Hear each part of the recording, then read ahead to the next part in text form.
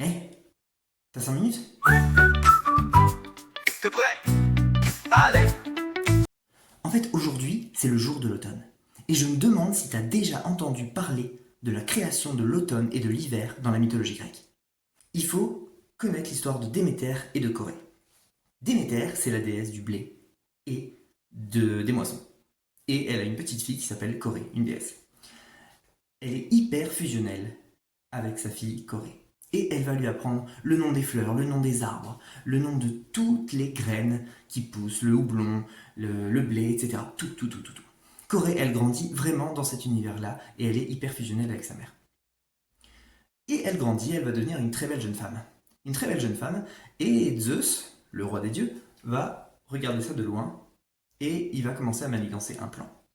Ce plan, ça va être de faire marier Corée à son frère Hadès. Hadès, le roi des enfers. Un jour, Corée va aller cueillir des fleurs sur une plaine pas très loin de Déméter. Mais Déméter, malheureusement, elle est occupée. Elle doit s'occuper des hommes qui sont en train de faire la moisson. Elle doit donner son énergie là-dedans parce que sinon ils n'auront plus assez de nourriture pour la saison qui arrive. Alors, Corée est par là, Déméter est par là. Donc de temps en temps, elle surveille, voir si tout va bien du côté de sa fille. Mais Hadès est dans le coin. Et Zeus aussi. Zeus va arrêter le vent.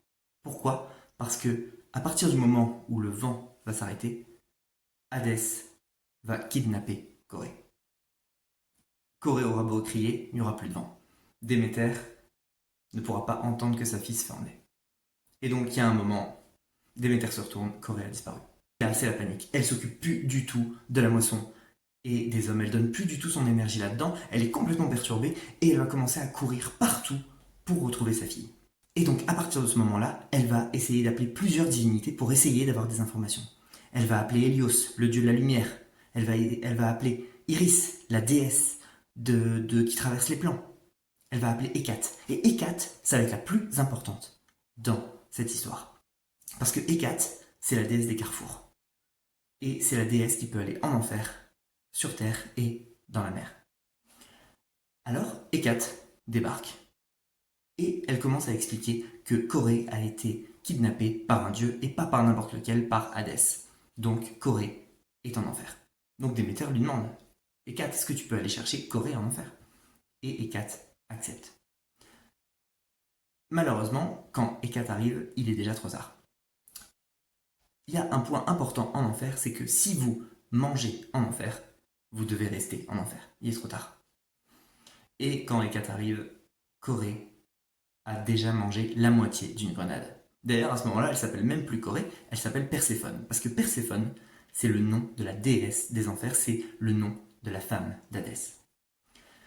Donc, malheureusement, il est trop tard.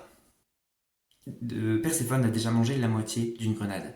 Mais Hécate, elle est quand même hyper intelligente et elle va dire à Hadès: ok, elle a mangé la moitié de la grenade, donc elle ne restera que la moitié du temps en enfer. L'autre moitié du temps, elle retournera sur Terre auprès de sa mère.